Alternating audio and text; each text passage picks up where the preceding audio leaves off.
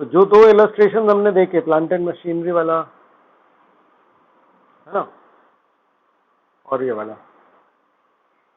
Hello बेटा, mic off कर लो अपना,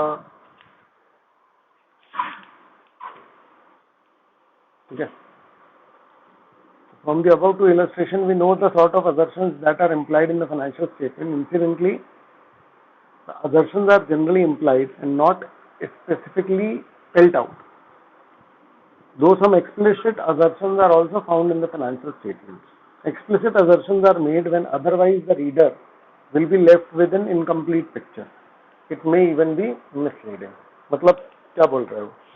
कुछ बातें हमको एक्सप्रेसली बतानी पड़ती है, नहीं तो यूजर जो है वो समझ नहीं पाता। मतलब कुछ असर्शंस तो वो सोच लेता है कि हाँ इसमें 8,000 लेकिन इसका ये मतलब है, लेकिन कुछ के बारे में वो श्योर नहीं है कि इसका क्या मतलब है, तो कुछ एक्सप्लिसिट हो सकते हैं, है ना।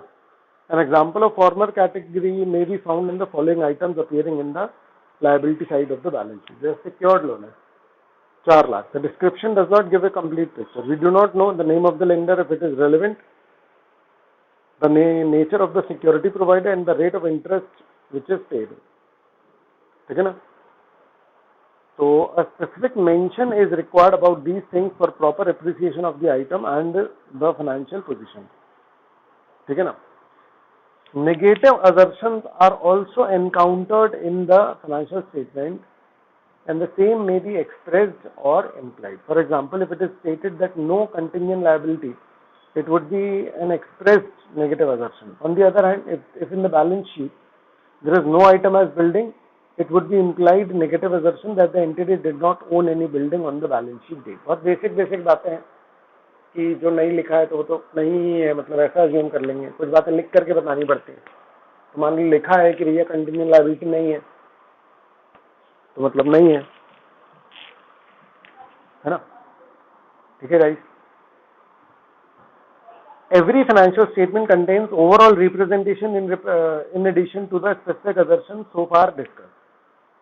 ठीक है। हर फाइनेंशियल स्टेटमेंट में ओवरऑल रिप्रेजेंटेशन होता है in addition to specific assertion. Each financial statement purports to present something as whole in addition to the component details. For example, an income statement purports to present the result of operation. Income statement क्या बताता है बेटा कि हमारे operation का result क्या निकला. हमारे ऑपरेशन का रिजल्ट क्या निकला मतलब हम प्रॉफिट में हैं या नहीं है. बिल्कुल सही है ना, हम प्रॉफिट में हैं या नहीं.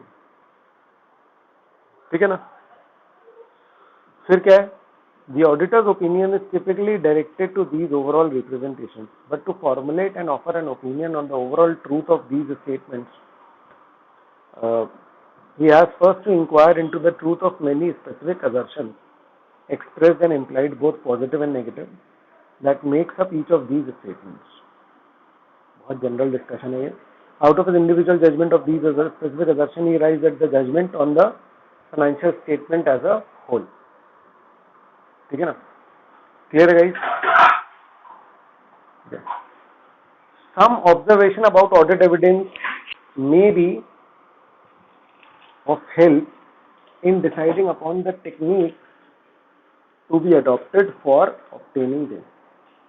First, there is nothing mysterious about the evidence when the auditor can obtain and on which he relies. It is straightforward information. Some of it is obtained only by diligent effort. General theory है ये बेटा read करने के लिए.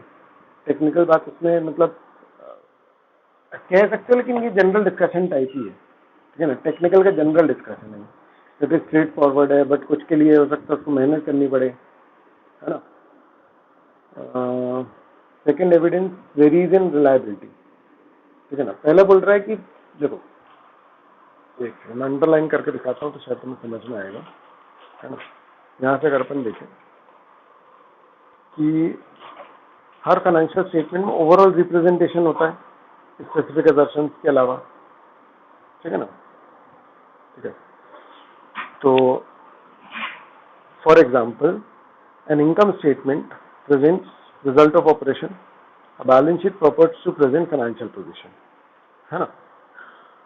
Auditor opinion typically direct होता है these overall representation, मतलब उसको ओवरऑल किस बात पे ओपिनियन देना होता है कि financial statement true and fair है या नहीं, पोजीशन सही है, रिजल्ट ऑफ ऑपरेशन सही है।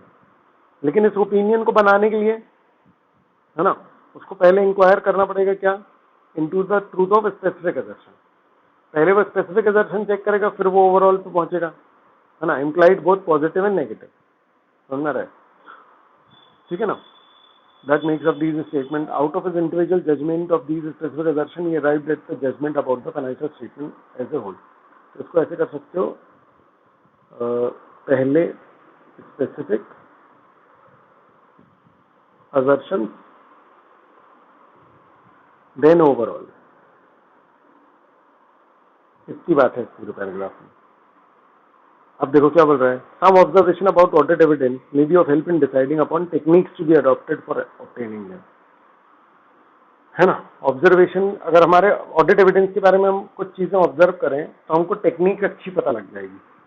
First, there is nothing mysterious about the evidence which the auditor can obtain and on which he relies, it is straightforward information. समझ रहा है, जो स्ट्रेट फॉरवर्ड इन्फॉर्मेशन है, बेसिक रूटीन नेचर की, खर्चा हुआ है, तुमने डोमिनोज का पिज्जा मंगाया, डोमिनोज का बिल है, some of it is obtain only by diligent effort, but all of it is of the common sense variety. कुछ के लिए हो सकता है एक्स्ट्रा एफर्ट मारना पड़े, सब कॉमन सेंस है। सेकेंड, एविडेंस वेरीज इन रिलायबिलिटी, किस एविडेंस पे कितना भरोसा करना चाहिए, वो अलग अलग भरोसा देता है हर evidence. When the auditor recalculate certain figures like depreciation or inventory valuation, he may be completely, एक सेकंड बेटा,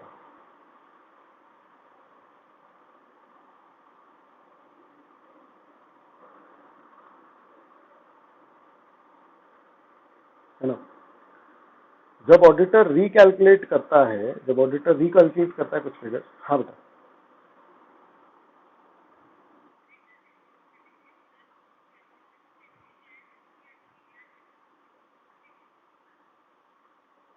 ठीक है मैं कर लेता हूँ, है ना, वॉइस तो एटलीस्ट हो जाएगी, लेकिन बहुत प्रॉब्लम है यार, है ना, मेरा फोन जब से गया हुआ है तब से दिक्कत है काफी। चलो ठीक है ना। देखो, when the auditor recalculate certain figures जैसे डेप्रिसिएशन या इन्वेंटरी वैल्यूएशन, तो फिर वो, है ना, यहाँ पर बहुत ध्यान से समझो, यहाँ पर मैंने क्या, रिकैलकुलेशन इट्स अ प्रोसीजर, है ना। तो रिलायबिलिटी कितनी चाहिए उसके बेस पे अपन प्रोसीजर डिसाइड कर सकते हैं, समझ रहे, मतलब पहला क्या है, फर्स्ट है स्ट्रेट फॉरवर्ड एविडेंस, है ना। सेकंड बोल रहा है कि रिलायबिलिटी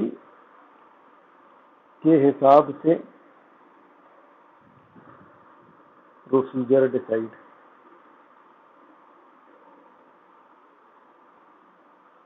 है ना। However, है ना, information supplied by the employee may not be that reliable because he may have interest in revealing the, मतलब interest in concealing rather than revealing the truth, समझ रहा है, ठीक है ना। मतलब तुम किससे मांग रहे हो कंफर्मेशन, ऑब्वियस ही बात है ना, एम्प्लॉय तो बोल सकता है ना यार, समझ रहा है, क्योंकि वो एंटिटी से जुड़ा हुआ है बेटा, हेलो हेलो हेलो, और ऑडिटर बाहरी व्यक्ति, hello hello hello guys,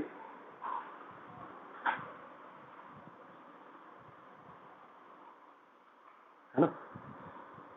So this suggests that we must always be alert to the relative reliability of different kind of evidence. तीसरा, some evidence may be more difficult to obtain than others, है ना, some are difficult to obtain, है ना, evidence,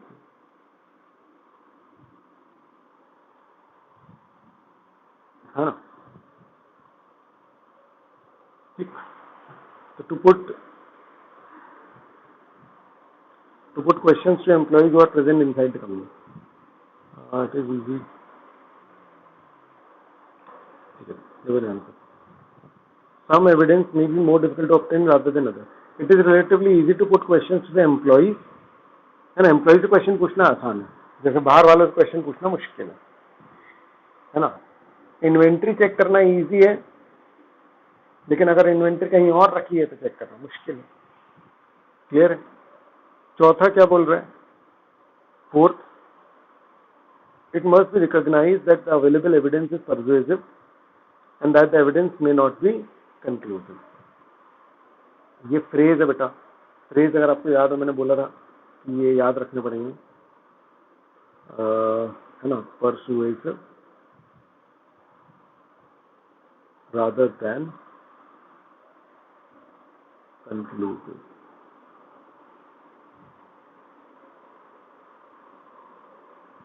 In giving opinion, the auditor necessarily takes a calculated risk.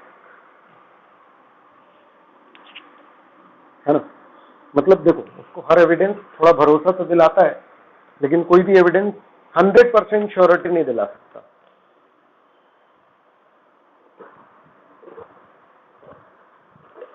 मतलब ऐसा कोई evidence नहीं होता कि जिसके बाद अपन बोले कि बस अब तो कोई एविडेंस नहीं चाहिए मुझे, ये मैं इसको लेकर मैं 100% श्योर हूं, है ना. तो 100% श्योर किसी चीज को लेकर नहीं हो सकते आप evidence. He gets the best evidence is reasonably available and forms his judgment accordingly. इसलिए उसके ओपिनियन को रीजनेबल बोलते हैं, reasonable assurance. In fact, in auditing it is very difficult at times, impracticable to obtain conclusive evidence both on account of time and cost constraint. समझ में आ रही है बात? 100% काम करना तो इम्पॉसिबल है बेटा. This explains why the auditor gives an opinion rather than some kind of guarantee certificate. तो ऑडिटर गिव्स अश्योरेंस, गारंटी नहीं देता वो. हेलो हेलो हेलो, ठीक है गाइस. वो इतना बोल सकता है, ये ओपिनियन की बात चल रही है बेटा.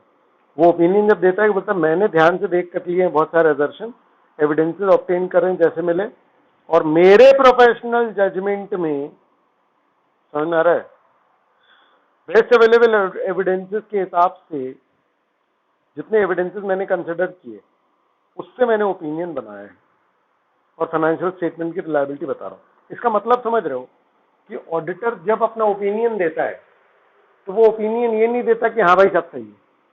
वो कहता भैया देखो, मैंने जितना देखा, मुझे जितना मिला, जितना मैंने उस पर रिलाई किया, मेरे प्रोफेशनल जजमेंट के हिसाब से वो सही है. गाइस समझ आ रही है बात? और जब ऑडिटर ऐसा बोल रहा है तो यहां पर क्या खास बात क्या है?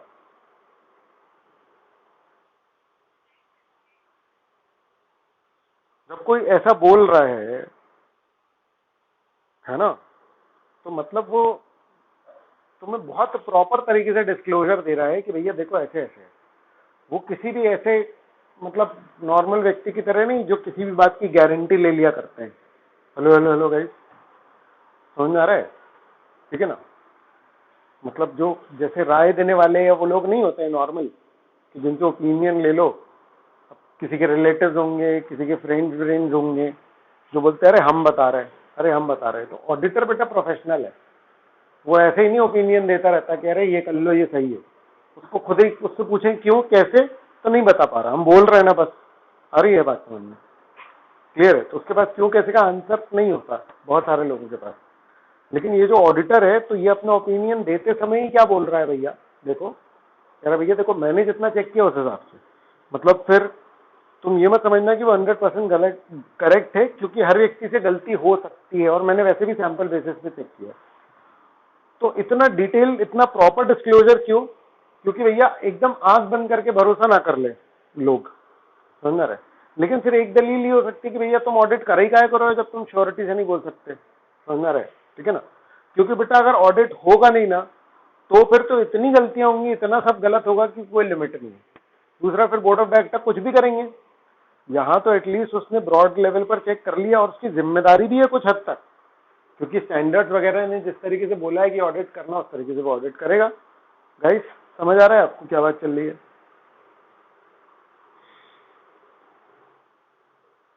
है ना.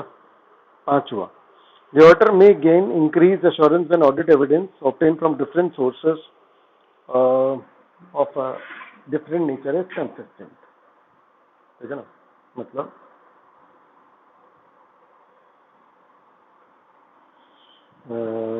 सेम, क्या बोलेंगे उसको, same evidence from different sources.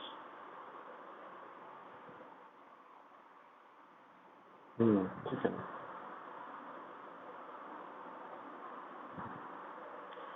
है ना, same evidence from different sources. अरे अरे अरे अरे अरे अरे, ठीक है. आई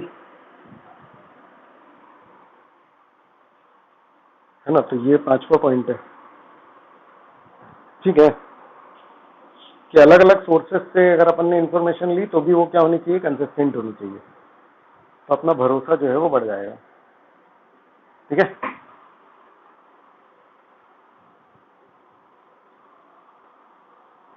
तो भरोसा बढ़ जाएगा, ऑब्वियसली बात है, अलग अलग समूह.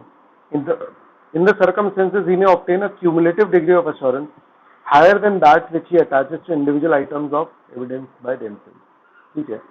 Conversely, when the audit evidence obtained from one source is inconsistent with the information obtained from another, further procedure must have been performed to resolve the consistency.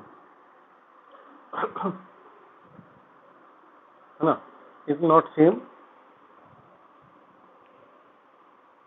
perform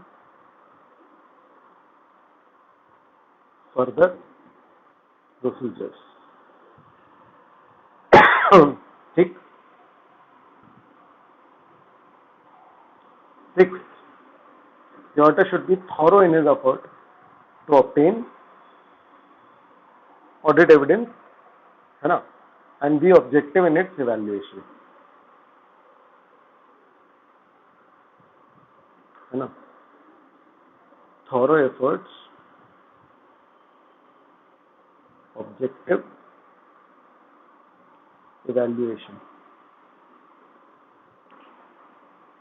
of evidence.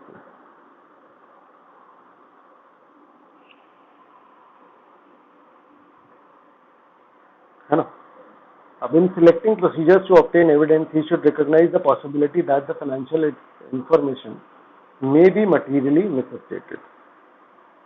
In selecting procedures to obtain audit evidence,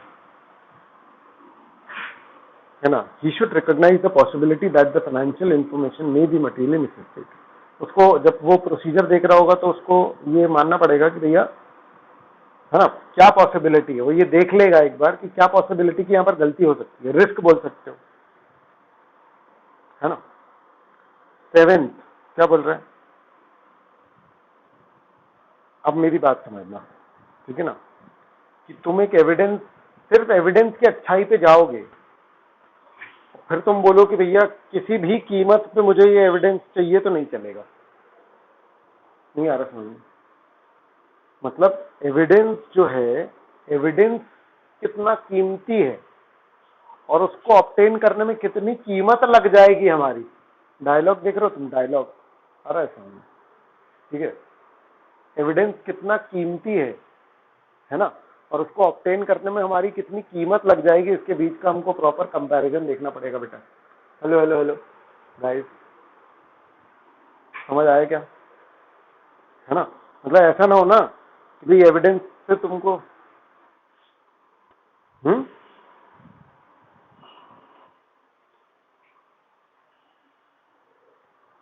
हाँ, क्योंकि audit का खर्चा तो entity उठाती है, क्योंकि audit का खर्चा तो एंटिटी उठाती है ना. तो पता चला कि टाइम बहुत लग जाएगा या कॉस्ट बहुत ज्यादा लग जाएगी, तो फिर भैया आपको दूसरा रास्ता देखना पड़ेगा. समझ में आ रहा है? मतलब cost of obtaining evidence consider कर लो, है ना.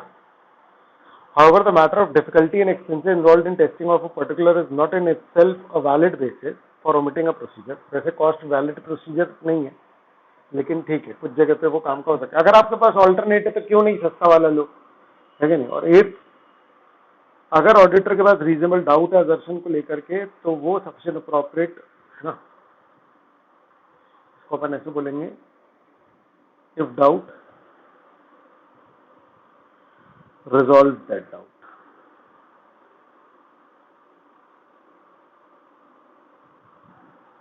अगर डाउट आया तो बेटा उसको रिजॉल्व करो।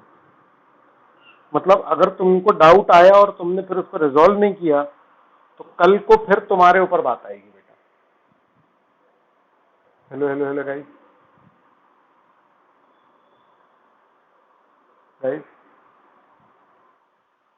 है ना। रीड कर लो फटाफट इसको, और इसको नोट डाउन कर लो, या स्क्रीन सेवर जो भी करना है कर लो।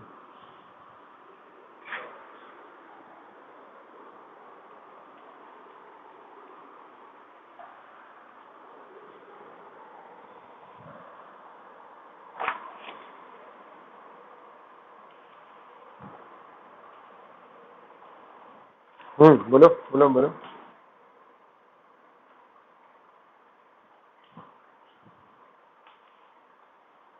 हाँ, ये एक्चुअली में एविडेंस का है, हमारे एविडेंस, सुनना, ठीक है। देखो, कंक्लूसिव का मतलब होता है 100%, और परसुएसिव का क्या मतलब होता है? परसुएसिव का मतलब होता है एक रैंडम 70 to 80%। देखो, ये कोई ऑफिशियल नहीं है, मैं सिर्फ समझाने के लिए बता रहा हूँ, समझ आ रहा है। जो चीज तुम्हें 70-80% भरोसा दिला दे, कि रीजनेबल वर्ड यूज किया गया है उसके लिए, समझ आ रहा है, रीजनेबल भरोसा दिला दे, वो क्या है? परसुएसिव। जो बिल्कुल पक्के तौर पर कंक्लूड ही कर दे बात को, कि बस बात खत्म, ये है, मतलब अरे बस बस बस और कुछ कहने की जरूरत नहीं है, तो वो क्या है? कंक्लूसिव। हेलो हेलो हेलो, ठीक है। तो आपके कुछ एविडेंस पक्के हो सकते हैं, हाँ, तो आपके पक्के हो सकते हैं एविडेंस, कि एक बार में आपको 50% सेटिस्फेक्शन आ गया, समझ में आ रहा है। कह रहे आधे एविडेंस पे अकेले एविडेंस में कंफर्म कर दी। जैसे डेटर्स के केस में मोस्टली ऐसा होता है कि डेटर्स जो है ना, वो एक बार में आप एक्सटर्नल कंफर्मेशन लो और आप श्योर हो जाते हो, ठीक है, क्लियर है।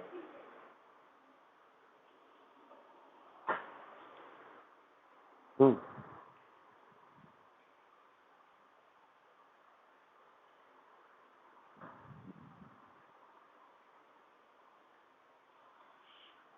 नहीं नहीं नहीं नहीं नहीं नहीं नहीं नहीं, मेरी बात समझो, वो बस रिलायबिलिटी के ऑर्डिनल वे की बात कर रहे हैं। कह रहा भैया, वो उसने लिखा है एम्प्लॉय, लेकिन वहां पर अगर तुम ध्यान से नोटिस करोगे, तो वो एम्प्लॉय वाले कंफर्मेशन को बाहर वाले कंफर्मेशन से कंपेयर कर रहा है, समझ रहा है। वो कह रहा है कि भैया देखो, एम्प्लॉय तुमको अगर कुछ बता रहा है तो वो गलत हो सकता है, पॉसिबिलिटी है। नहीं आया समझ में? अरे ये लाइन समझ में आई कि नहीं आई, बस ये बता दी, ये लाइन समझ में आई कि नहीं, है ना। अब देख, एम्प्लॉय वाली बात क्या लिखा है, है ना, information supplied by employ may not be that reliable, may not be that reliable, मे भी लगा रहा है और दैट भी लगा रहा है, समझ में आ रहा है। क्योंकि because he may have an interest in concealing rather than revealing the truth, तुम उसको एकदम फैक्ट की तरह ले रहे हो, नहीं आ रहा समझ में। वो तो तुमको सारी चीजें सिर्फ कंसिडर करने के लिए बोल रहा है बेटा। और दूसरी बात, इन्वेंट्री वाले में क्यों रिलाय करने को बोल रहा है? कह रहा है कि उसने रिकैलकुलेट किया खुद, ऑडिटर ने, समझ में आ रहा है। अब उसके कैलकुलेशन से तुम एम्प्लॉय का स्टेटमेंट कैसे कंपेयर कर सकते हो कि एक को सही मान रहा है एक को नहीं मान रहा?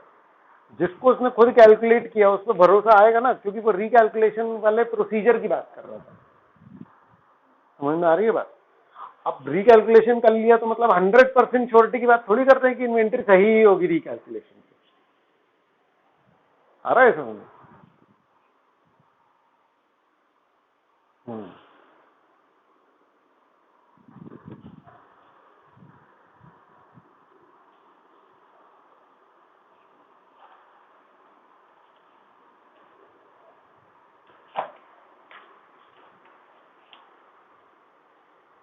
क्लियर है guys?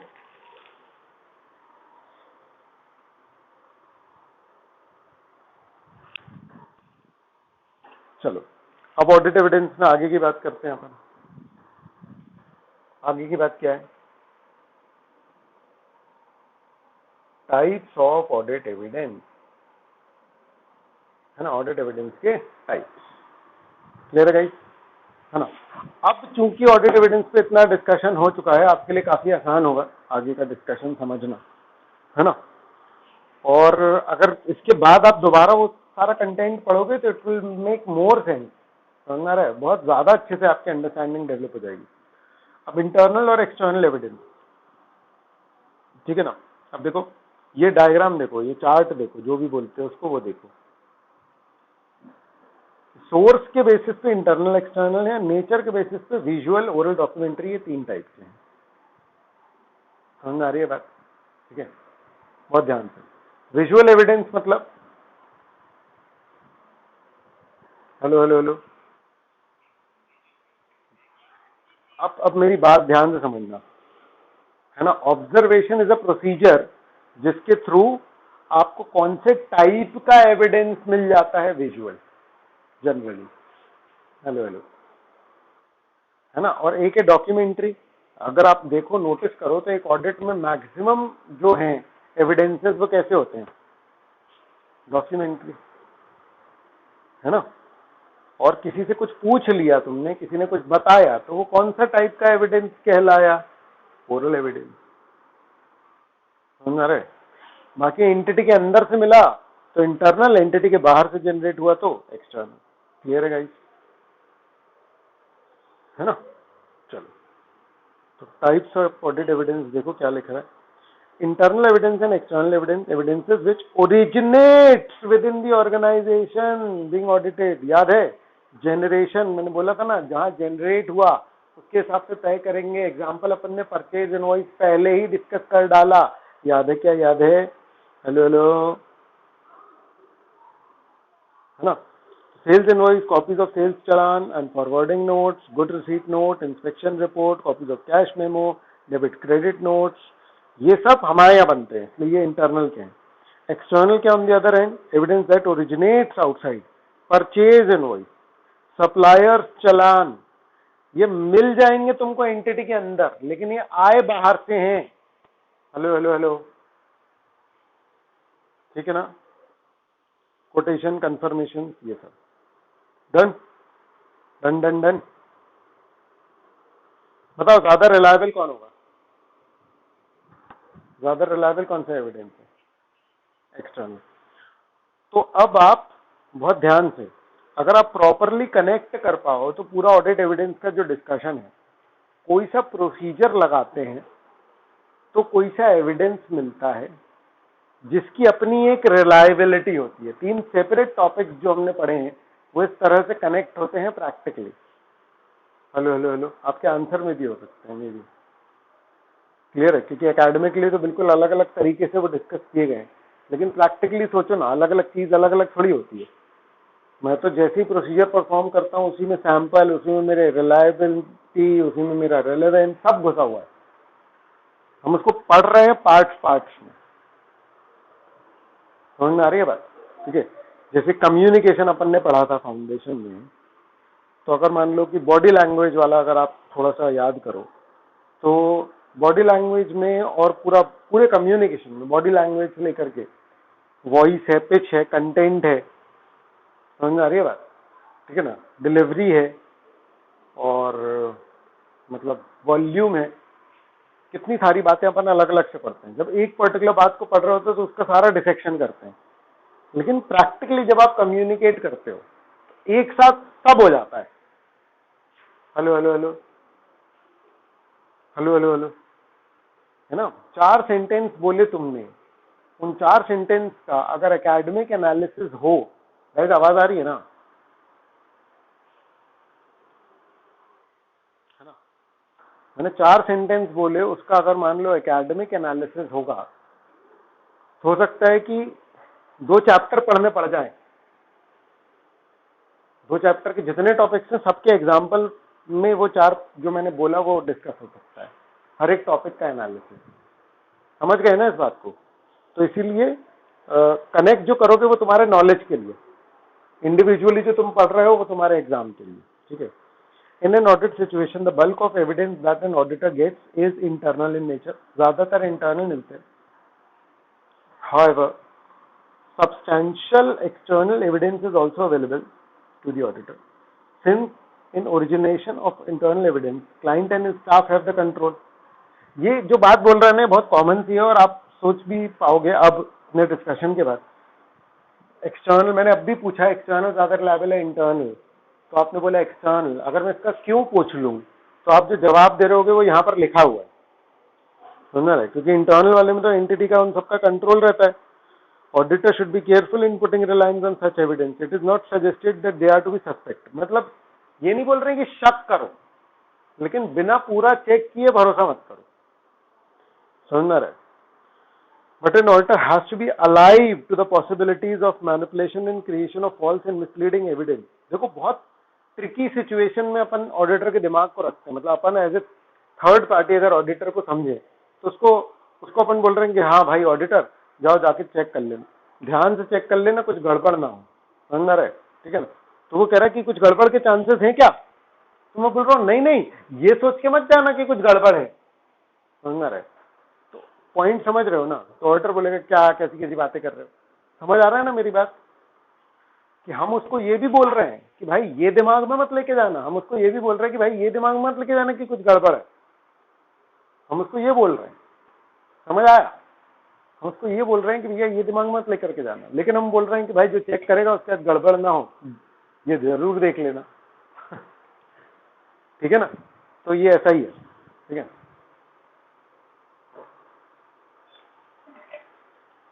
The external evidence is generally considered to be more reliable as they come from third parties, ठीक है, who are not normally interested in manipulation of accounting information of others। अब आप नोटिस करो कि भाई जो सवाल आपके पहले थे उन सबके जवाब हैं इसमें। However, if the auditor has any reason to doubt the independence of any third party, तो वो थर्ड पार्टी पे भी भरोसा नहीं करेगा, ठीक है ना? रिलेटेड पार्टी हो सकती है या जो भी है, तो ज्यादा ध्यान रखेगा वो। As an ordinary rule, auditor should try to match internal external evidence as far as practicable। ये वही बात हो गई कि डिफरेंट सोर्सेस से ऑब्टेन एविडेंस की कंसिस्टेंसी होनी चाहिए। हेलो हेलो हेलो गाइस, है ना? तो अगर एक्सटर्नल नहीं है अवेलेबल तो auditor should see as to what extent,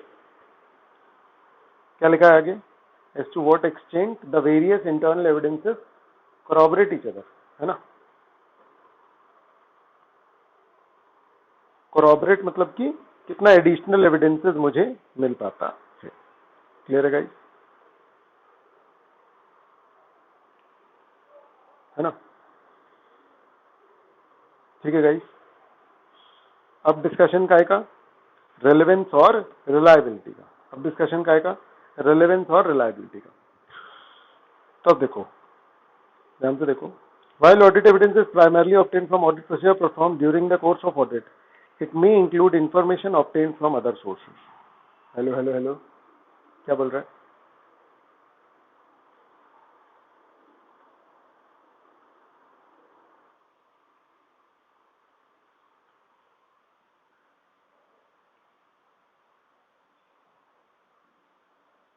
ठीक है ना? एग्जाम्पल देखो, बहुत ध्यान से देखो।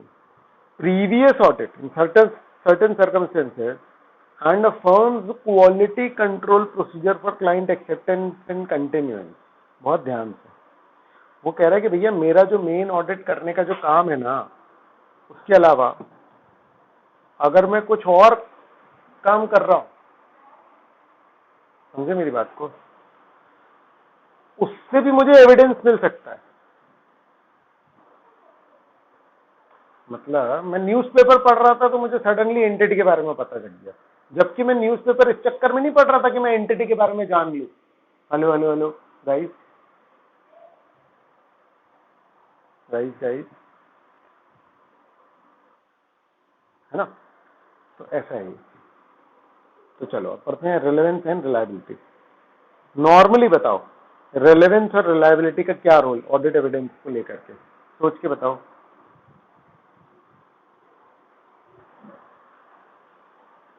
रेलेवेंट को एनालाइज कर लो बेटा माइंड में, क्योंकि कुछ लोगों को रेलेवेंस का रेलेवेंस नहीं पता होता है।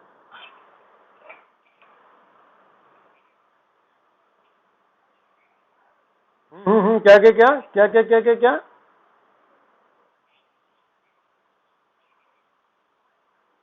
हाँ, मुझे लगता है कि ये बात अगर तुमको एक्सप्लेन करनी है तो विद एग्जाम्पल ही करनी पड़ेगी, अदरवाइज तो वो रिडंडेंट डिस्कशन हो जाएगा कि हाँ रेलेवेंट होना चाहिए। समझ रहा है? मैं तो रेलेवेंस का ही मीनिंग पूछ रहा हूँ ना।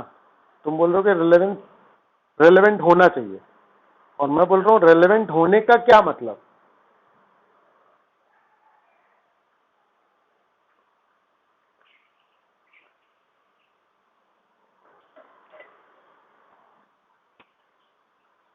बोलो भाई।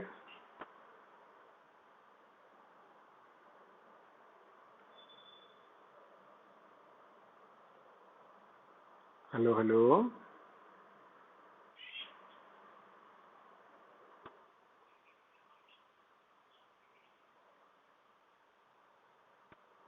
यूजफुल मतलब कैसे?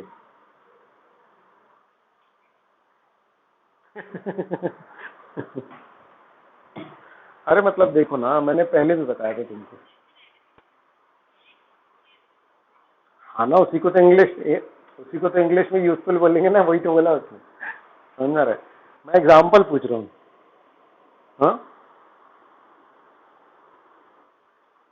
हाँ, एग्जाम्पल ही पूछ रहा हूँ एक्चुअली में मैं। हाँ हाँ। हम्म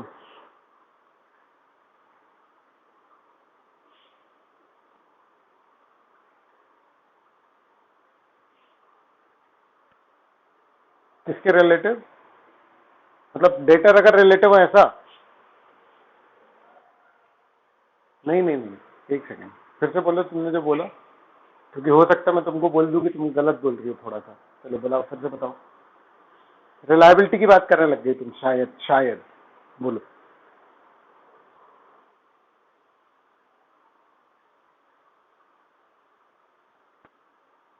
हम्म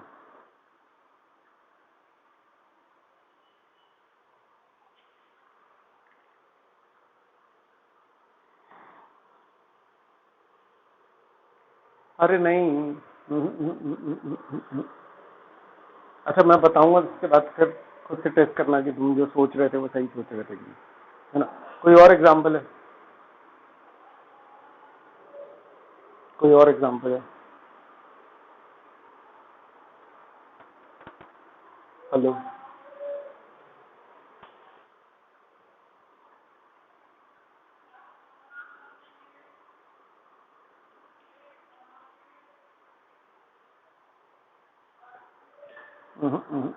चलो ठीक है, सुनो मेरी बात ध्यान से।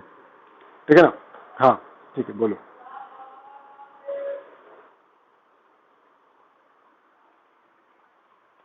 हम्म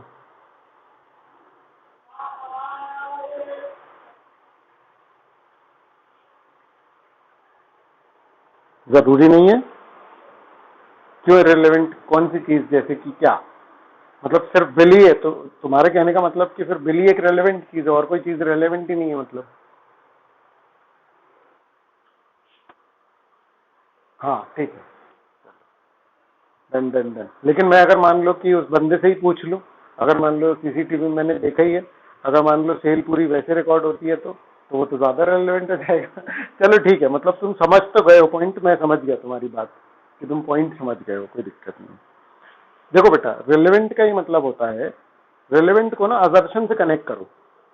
मैं जिस पर्टिकुलर अजर्शन को चेक करने जा रहा हूँ, समझ में आ रहा है? ठीक है। अगर मेरी जो चेकिंग है, मेरा जो प्रोसीजर है, मेरा जो एविडेंस मिलेगा उस प्रोसीजर को परफॉर्म करके, वो उसी असर्शन को डायरेक्टली हिट कर रहा है, तो ये बात रेलेवेंट है मेरे लिए। अदरवाइज ये बात रेलेवेंट नहीं। समझ में आ रहा है? मैं बोल रहा हूं कि भैया, मैं एंटिटी से बोल रहा हूं कि भैया तुमने इस बार बिल्डिंग कितने की खरीदी। समझ में आ रहा है? ठीक है। वो कह रहा है कि भैया इस बार हमने बहुत खर्चा किया है सब चीज में। समझ में आ रही है बात? क्लियर है? मेरा सवाल क्या था? मेरा सवाल क्या था? भैया तुमने इस बार बिल्डिंग कितने की खरीदी? वो क्या बोल रहा है? भैया हमने इस बार बहुत सारा खर्चा किया सब चीजों में। समझ में आ रहा है? ठीक है ना? देखो हमने मतलब नई नई मशीनें लगा दी, समझ में, हमने ये कर दिया वो कर दिया। मैं कह रहा हूँ भैया फालतू बातें मत करो। समझ में आ रही है बात? मैंने क्या पूछा कि बिल्डिंग कितने की खरीदी, सिंपल सवाल है। कहाँ है इधर राउंड एंड राउंड घुमा रहे हो गाइस? समझ आया मैंने क्या बोला?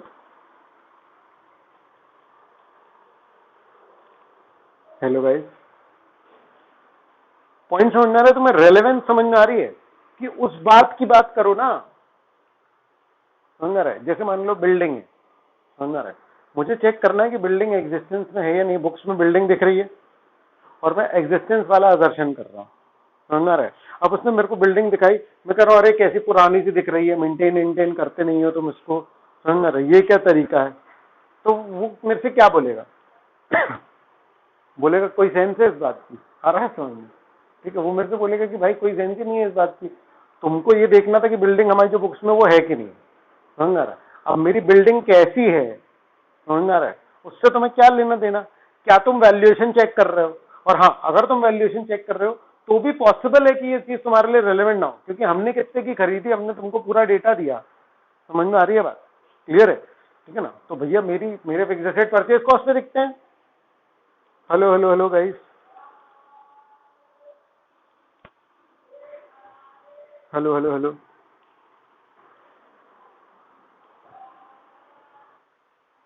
समझ में आ रहा है ना? रेलेवेंस। अच्छा, रिलायबिलिटी क्या है? रिलायबिलिटी क्या है?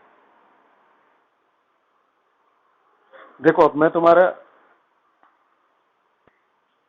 हाँ, जैसे वो सेल्स वाला बताया था लेखिका ने, वो रिलायबिलिटी का ज्यादा बेटर एग्जाम्पल है। समझ में आ रही है बात?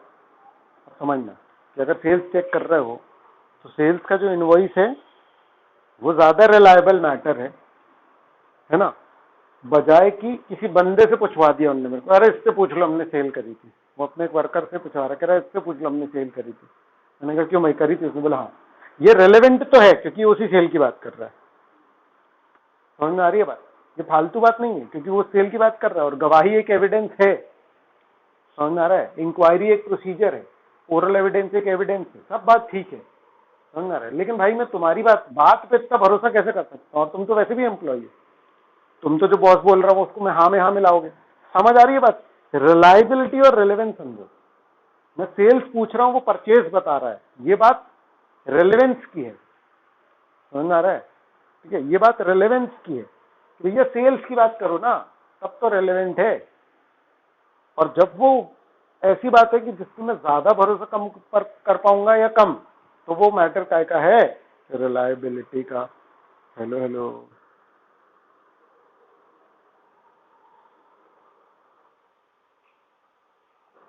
हाँ बेटा बोलो बोलो बोलो बोलो।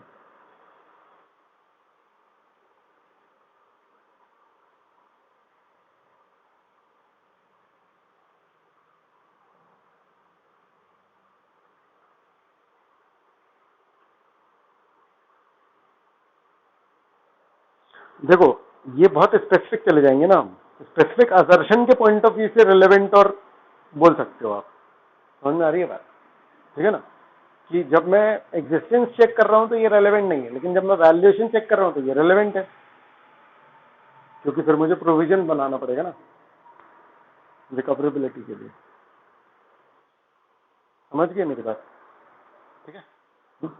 चलो अब देखो, relevance deals with logical connection with और bearing upon the purpose of the audit procedure. जो काम कर रहे हो उससे रिलेटेड बताओ। Where appropriate, the assertion under consideration. The relevance of information to be used as audit evidence may be affected by the direction of testing.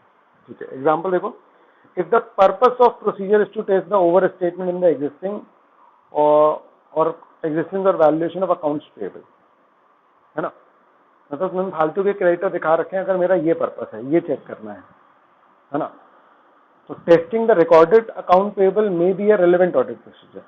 On the other hand, when testing for understatement, ठीक है ना। The testing for recorded amount में not be relevant. कोई समझ पाया इस example को? बहुत सिंपल और बहुत काफी अच्छा एग्जाम्पल है, समझ में आ रहा है? ठीक है ना, अनलाइक द इंस्टीट्यूट, लेकिन ठीक है।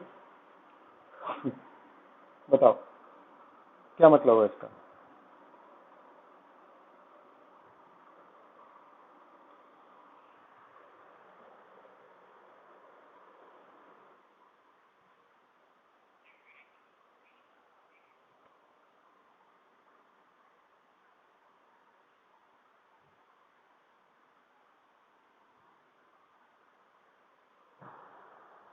बेटा इसमें, अरे दादा, रेलेवेंस कहाँ है इसमें?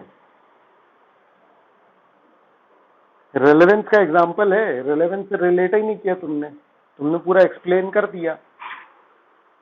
रेलेवेंस की बात तो बताओ, नहीं समझे मेरी बात को?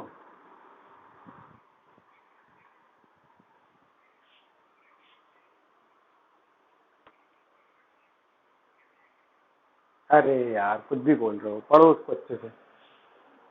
हाँ,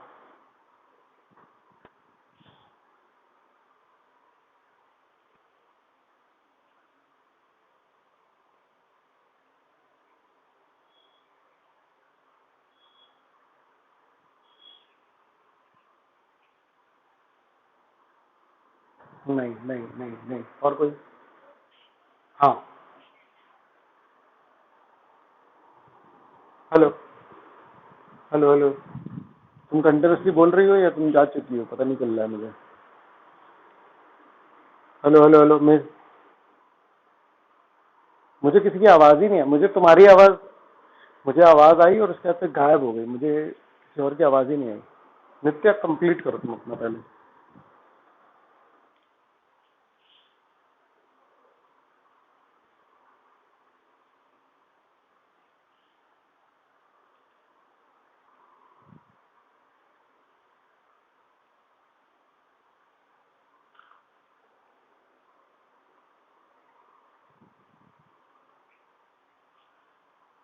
तुमने गलत नहीं बोल दिया, तुमने गलत नहीं बोल दिया।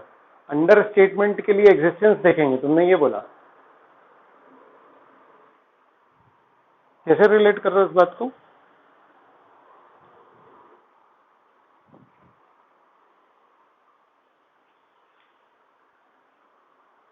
हम्म, नहीं होना ही वाला रिलेट। हाँ, लेखिका तुम बताओ क्या बोल रही थी? हम्म,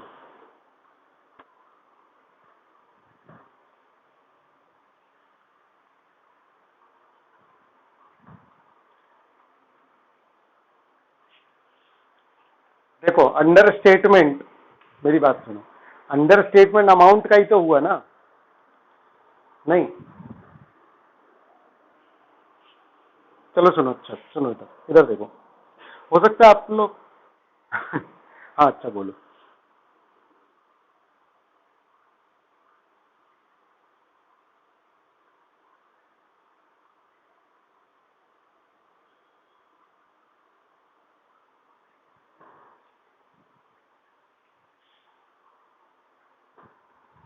हाँ, ये सही बोलो तुमने। देखो जरा ध्यान से देखो, क्रेडिटर्स का अकाउंट है, समझ में आ रहा है? क्रेडिट हुआ होगा अमाउंट, हेलो हेलो हेलो, है ना? 1,000, 2,000, 3,000, 4,000, हेलो हेलो गाइस, 10,000 के क्रेडिटर्स दिखा रखे हैं उसमें। गाइस, मेरी आवाज आ रही है ना? अब इसमें 10,000 के क्रेडिटर्स दिखा रखे हैं। अगर मेरा शक है कि ये 10,000 ज्यादा है, अगर मेरा शक है कि ये 10,000 ज्यादा है, तो ये वाली एंट्री चेक करना जो ऑलरेडी रिकॉर्डेड है, ये मेरे लिए ज्यादा रेलेवेंट है, क्योंकि इनमें से कोई एक नकली होगी। हेलो हेलो हेलो, समझ आ रहा है? लेकिन अगर मुझे लग रहा है, अगर मुझे लग रहा है कि भैया ये 10,000 कम है, तो फिर ये चार मेरे लिए रेलेवेंट ही नहीं है। मेरे को तो बाहर जाकर के देखना, क्योंकि ये चार तो है ही, मैं तो यही सोच रहा हूं कि कम दिखाया है, तो भैया मैं और दूसरी जगह जाकर के चेक करूंगा। फिर मेरे लिए ये चार अमाउंट रिकॉर्डेड जो है वो चेक करना कोई मतलब का ही नहीं, क्योंकि अगर मेरा शक ये है कि इन लोगों ने कम दिखाया है, तो जितने दिखाए वो तो करेक्ट ही दिखाए होंगे, बल्कि और ट्रांजेक्शन एक्चुअल में होंगे जो इन लोगों ने दिखाए ही नहीं। Hello hello hello. तो मैं इन चार को चेक करके क्या कर लूंगा, समझे एग्जाम्पल, है ना। बल्कि फिर मैं वो देखूंगा कि भैया कहाँ से, मतलब सब्सिक्वेंट कितने पैसे वैसे रिसीव हुए या तुमने पे करे, वहां से मुझे इस बात का एविडेंस मिल सकता है कि यार पैसे आए तो ज्यादा है तुम्हारे पास, तुम दिखा तो कम रहे थे। Hello hello hello. ठीक है गाइस। हाँ हाँ हाँ, आ रही है वापस, आ रही। बोलो गाइस, क्लियर है ये, है ना। तो ये अपन ने बात करी थोड़ी सी रेलेवेंस की, है ना। A given set of audit procedure, ये अभी रेलेवेंस की चल रही है। A given set of audit procedure may provide audit evidence that is relevant to certain assertion but not for others। आपकी कुछ प्रोसीजर किसी पर्टिकुलर assertion के लिए तो काम के हो सकते हैं, वही फिजिकल वेरिफिकेशन एग्जिस्टेंस के लिए तो रेलेवेंट है, आ रहा है समझ में, ठीक है, but it may not B relevant for valuation, ठीक है ना। For example, inspection of documents relating to collection of receivables after the period end may provide audit evidence regarding the existence and valuation, but not necessarily cut off। मतलब कि अगर मान लो कि जो अपन receivables check कर रहे हैं, है ना, रिसीवेबल्स से जो पैसा मिला बाद में, है ना, after the period and may provide audit evidence regarding the existence and valuation. तो पैसा मिला, इससे मैं ये श्योर हो सकता हूँ कि अच्छा हाँ डेटर थे, नहीं आया समझ में। देखो ध्यान से देखो, प्रोसीजर कौन सा है पहले तो ये समझो। ये है financial year, hello hello hello, दिख रहा है आपको फाइनेंशियल ईयर, है ना।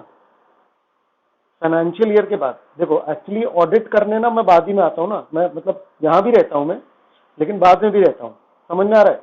ईयर खत्म होने के बाद भी आता हूँ। जब मैं ईयर खत्म होने के बाद आता हूँ तो ट्रांजेक्शन रुकते थोड़ी है। हेलो हेलो हेलो,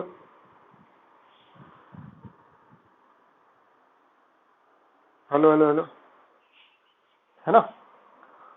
तो अगर इस दौरान कोई अमाउंट कलेक्ट हुआ,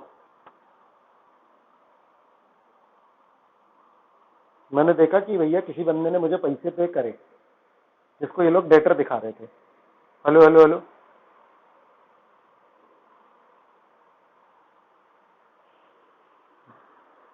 है ना। डॉक्यूमेंट्स देख के मुझे पता चला, हेलो गाइस, मेरी आवाज आ रही है ना,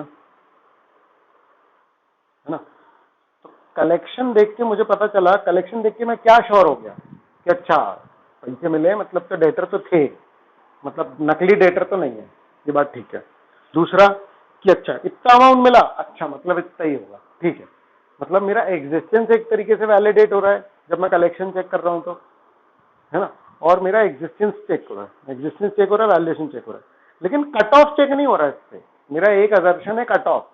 कट ऑफ मतलब कि कौन से अकाउंटिंग पीरियड में, सही अकाउंटिंग पीरियड में रिकॉर्ड हुआ या नहीं हुआ, क्योंकि पैसा कलेक्ट हुआ, लेकिन डेटर मेरा उसी समय का हुआ तो, एक दो दिन पहले का तो, और पिछले साल का हुआ तो, समझ में आ रही है बात।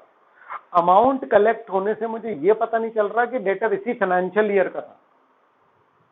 हेलो हेलो हेलो, एग्जाम्पल ये हैं ये सारे, रिलेवेंस का मेन मुद्दा अपन समझ चुके हैं, ये सब एग्जाम्पल चल रहे हैं। बताओ समझ में आया कि नहीं आया, बताओ। ठीक है, धने, है ना। ऐसे ही एक और बता रहा है, similarly obtaining audit evidence about particular assertion, for example existence of inventory, is not a substitute for obtaining audit evidence regarding another assertion, for example valuation। अब तुम वैल्यूएशन चेक कर लियो, इसका ये मतलब थोड़ी कि एग्जिस्टेंस भी है, भाई इतनी वैल्यू के इन्वेंट्री है, लेकिन उसी डेट को है ये तो नहीं पता कर पा रहे ना तुम, नहीं आया समझ में।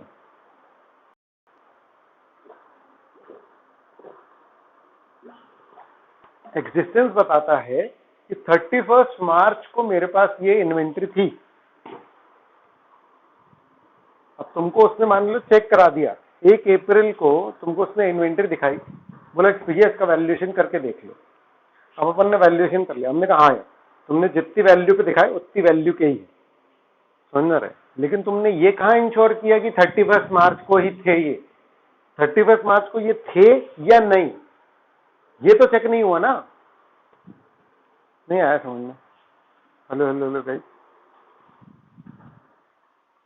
है ना? तो आपको मल्टीपल प्रोसीजर्स परफॉर्म करने होते हैं मल्टीपल असर्शंस को चेक करने के लिए, ठीक गाइस? ठीक है। अब on the other hand, audit evidence from different sources or of a different nature may often be relevant to the same assertion. हो सकता है कि मल्टीपल प्रोसीजर एक ही बात के लिए रेलेवेंट हो, मल्टीपल प्रोसीजर एक ही असर्शन के लिए रेलेवेंट हो, ठीक है गाइस?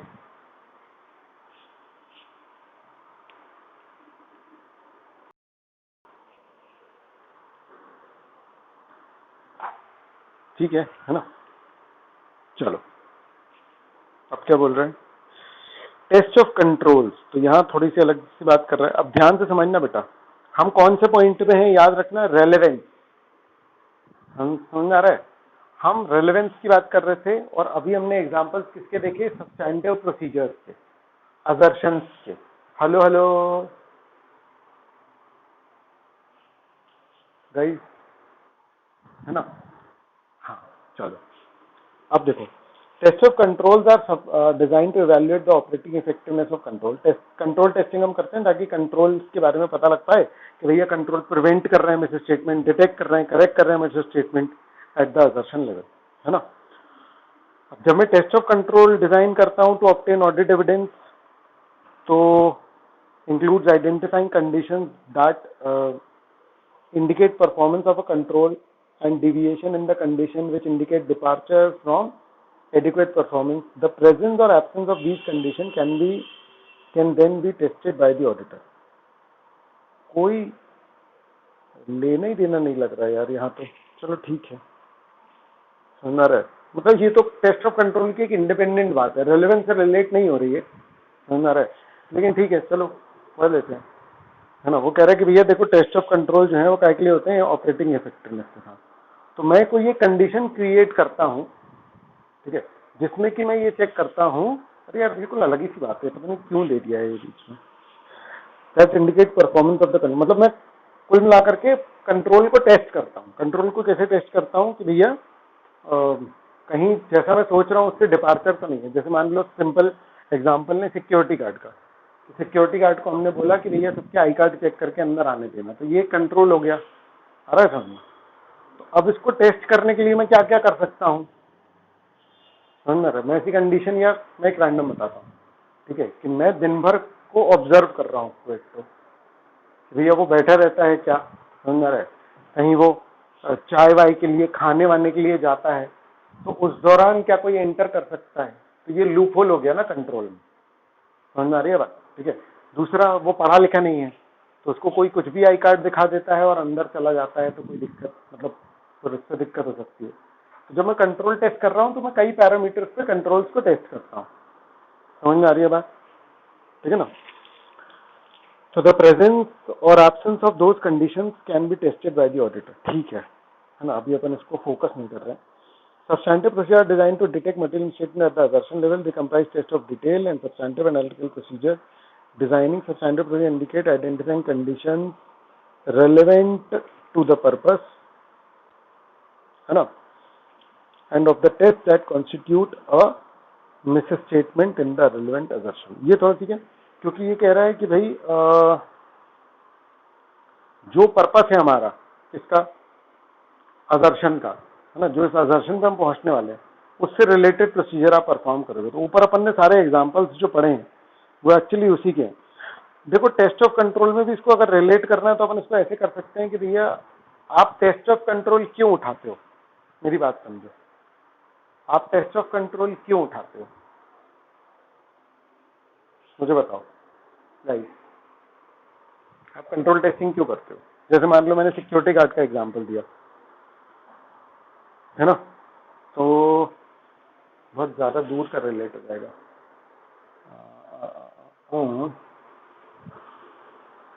चलो, एंटिटी का एक अकाउंटिंग सॉफ्टवेयर है, समझ रहे, सॉफ्टवेयर कंट्रोल है ना, अकाउंटिंग का सॉफ्टवेयर है जो सेल्स रिकॉर्ड करता है।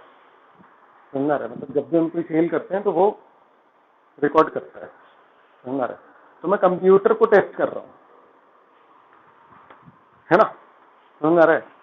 चलो मैंने बता ही दिया एक तरीके से अगर देखा जाए तो चलो ठीक है, सुनो ध्यान से। अगर मैं सॉफ्टवेयर को चेक कर रहा हूँ, अगर मैं सॉफ्टवेयर को चेक कर रहा हूँ, सॉफ्टवेयर कैसे काम कर रहा है ये चेक कर रहा हूँ, तो मैं कंट्रोल टेस्टिंग कर रहा हूँ, क्योंकि मेरा अल्टीमेट पर्पस क्या है? सेल्स को चेक करना, कहीं सेल्स अंडर स्टेट या ओवर स्टेट ना हो जाए। अगर सॉफ्टवेयर सही से काम कर रहा है, समझ रहा है, विदाउट एनी डिविएशन, ठीक है ना, क्लियर है? तो क्या होगा? तो क्या होगा? अगर सॉफ्टवेयर ढंग से काम कर रहा है तो मतलब मेरी सेल जो है वो ओवर स्टेट या अंडर स्टेट नहीं होगी, जितनी है उतनी ही दिखाएगा। अगर सॉफ्टवेयर में गड़बड़ निकल गई मेरी चेकिंग में, अगर मेरी चेकिंग में सॉफ्टवेयर में गड़बड़ निकल गई, समझ में आ रहा है? ठीक है ना, इसका मतलब जरूरी नहीं है कि एंटिटी के फाइनेंशियल बिगड़े होंगे, क्योंकि हो सकता है मैंने बहुत एक्सट्रीम में जाकर के चेक किया हो, जबकि नॉर्मली एंटिटी में ऐसा होता ही ना हो। गाइस मेरी बात समझ में आई आपको? क्योंकि अभी मैं और बोलने वाला हूँ इससे रिलेटेड। जितना बोला उतना समझ में आया, है ना? बाकी सबको भी,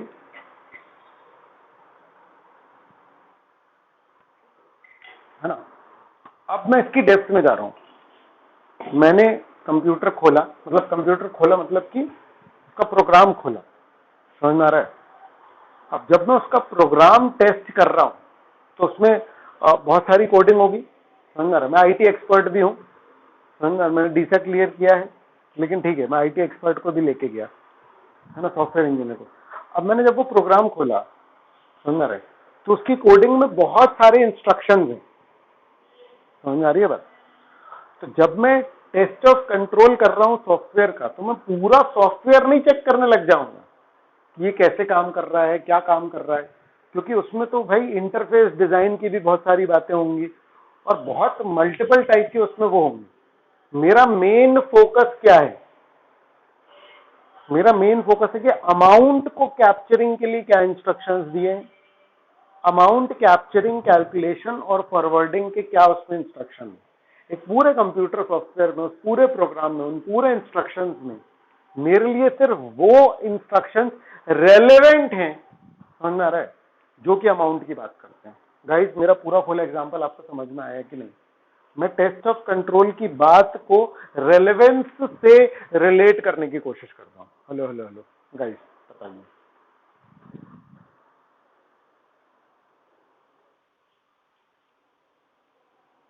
हो गया? मतलब टेस्ट ऑफ कंट्रोल में भी वही वही चीजें चेक करना जो तुम्हारे लिए काम की हो, समझ में आ रहा है? ठीक है ना? और सब्सटैंटिव प्रोसीजर में भी वही वही चेक करना जो तुम्हारे असर्शन के लिए काम का हो। यही हो गया रेलेवेंस। फालतू चीजें मत चेक करने बैठ जाना। जैसे मैंने शुरू में भी बताया था आपको एक एग्जांपल, जो मैंने बोला था बहुत इंपॉर्टेंट है, कि एंटिटी ने, है ना, टेबल खरीदी, तो आपको क्या चेक करना है कि भैया टेबल जो है वो सच में खरीदी गई कि नहीं, जितनी वैल्यू में दिख रही है उतनी ही वैल्यू की खरीदी गई या नहीं, समझना है? ये चेक करने मत चले जाना कि अरे तुमने महंगी क्यों ले ली, ये तुम्हारा मतलब का नहीं, ये तुम्हारे लिए रेलेवेंट नहीं। हेलो हेलो हेलो गाइस, ठीक है? अब रिलायबिलिटी पे बात करें, है ना? Reliability is comparatively very easy. और गाइस ये वो 5 पॉइंट्स हैं जो मैंने आपको लिखवाए थे, अगर याद हो तो रीड करो इसको।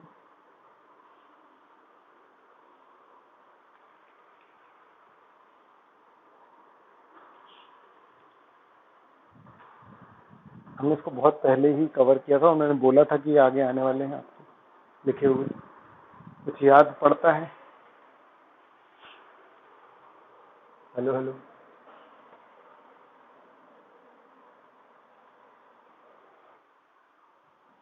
आए यार? फोटोकॉपी से ज्यादा रिलायबल ओरिजिनल, इंटरनल से ज्यादा रिलायबल एक्सटर्नल, ऑडिटर ने डायरेक्ट ऑब्टेन किया तो मोर रिलायबल। आ रहा है समझ में? Original is more reliable than photocopy, written is more reliable than oral evidence. और इंटरनल कंट्रोल, इंटरनल एविडेंस सब ज्यादा बेटर होंगे जब इंटरनल कंट्रोल से करते हैं, ठीक है गाइस? और ये रहा रिलायबिलिटी का डिस्कशन जो बहुत आसान सा है। कि रिलायबिलिटी का मतलब कि एक ही चीज को लेकर के अलग अलग एविडेंस जब हमारे पास आए तो किस एविडेंस पे ज्यादा भरोसा करें, किस पे कम। सेल्स को लेकर के किसी की गवाही कम एविडेंस वाली है और वो जो बिल है वो ज्यादा एविडेंस वाला है। ये रिलायबल का एग्जांपल हो गया सीधा सीधा। हेलो हेलो हेलो,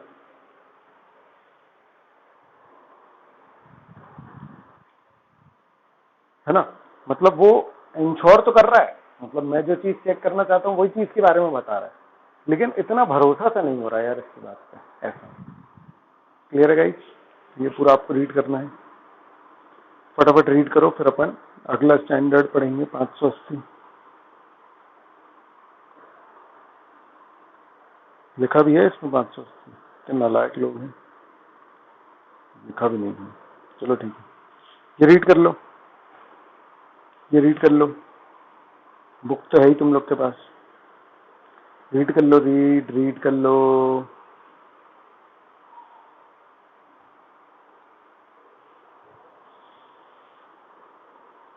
कोई दिक्कत हो तो बताओ। ओवरऑल लिख पाओगे, बस ये वाला कंसर्न है अपना, है ना, कि एग्जाम में अपन लिख पाए मतलब चीजें।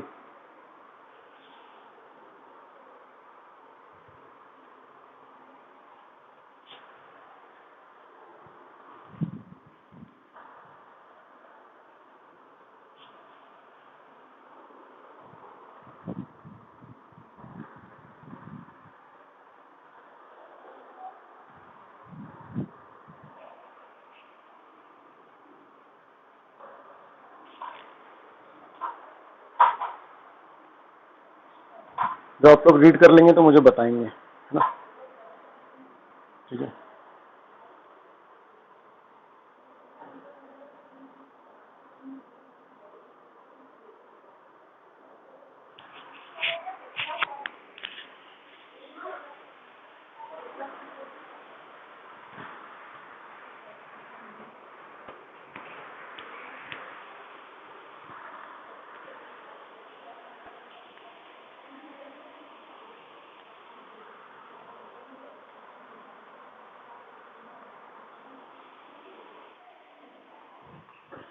कर लिया? आसान है, रिलायबिलिटी का डिस्कशन आसान है ना, ठीक है। अब देखो अब क्या बोल रहा है। हाँ ये देखो, ये अच्छा छोटा सा बना रखा है इन लोगों ने, है ना। चलो, रिटन रिप्रेजेंटेशन। चलो, रिटन रिप्रेजेंटेशन। अब बेटा थोड़ा लंबी कहानी है इसकी, आ रहा है समझ, ठीक है, लेकिन मुझे लगता है इन लोगों ने फटाफट खत्म कर दिया। नहीं नहीं, बहुत लंबा डिस्कशन है। ओ माय गॉड है ये तो। चलो इसको कल करेंगे बेटा, नहीं तो भारी हो जाएगा ये। है बड़ा सिंपल सा, लेकिन मेरा पॉइंट ये है कि तुम पहले ऑडिट एविडेंस का ये वाला डिस्कशन खत्म कर लो, क्योंकि ये काफी रेलेवेंट है from exam point of view. आ रहा है समझ में? और तुम मेरी बात पे रिलाई कर सकते हो। समझ में आ रहा है क्या?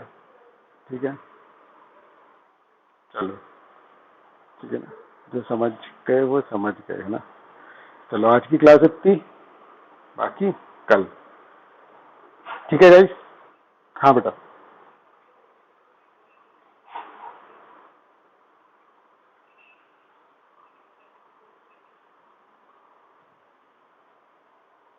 देखो रेलेवेंस का जनरल मीनिंग तो पता है कि नहीं पता, ये बताओ,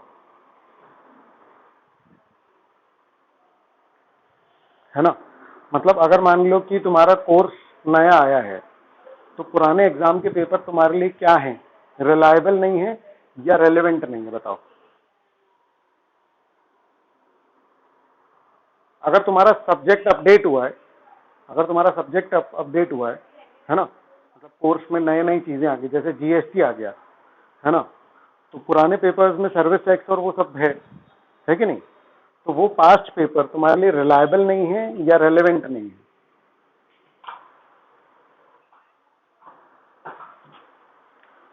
मतलब कि तुम उस पर ज्यादा भरोसा नहीं कर सकते या वो तुम्हारे काम के ही नहीं।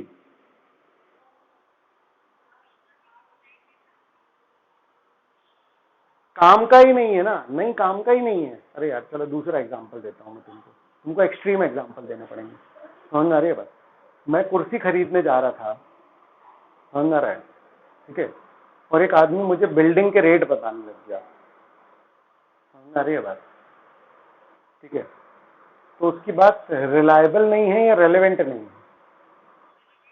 रेलेवेंट नहीं है ना, मतलब रेलेवेंट का क्या मतलब है, क्योंकि मुद्दे की बात हो ही नहीं रही है ना। मेरे को वो रजिस्ट्री तक दिखा रहा है, समझ रहे हो, कि देखो इतने इतने रुपए का है ये मकान, समझ में आ रहा है, अभी मिल जाएगा।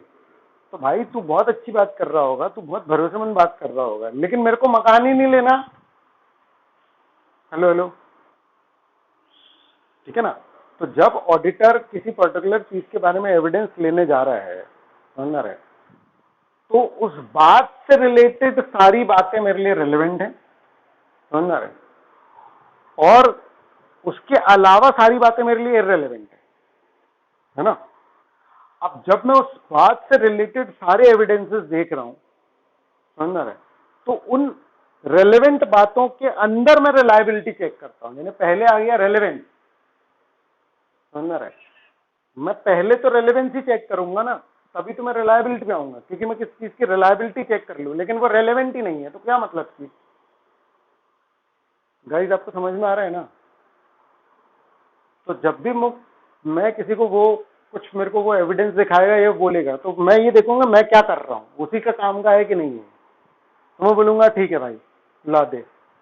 लेकिन अगर वो उससे रिलेटेड ही नहीं है तो मैं कहूंगा कि भाई कितना भी भरोसेमंद है, मेरे काम का ही नहीं है। समझ में आ रहा है। हेलो हेलो, ठीक, चलो, है ना, बाकी बाद में करते हैं गाइस। चलो bye bye, bye bye, bye bye.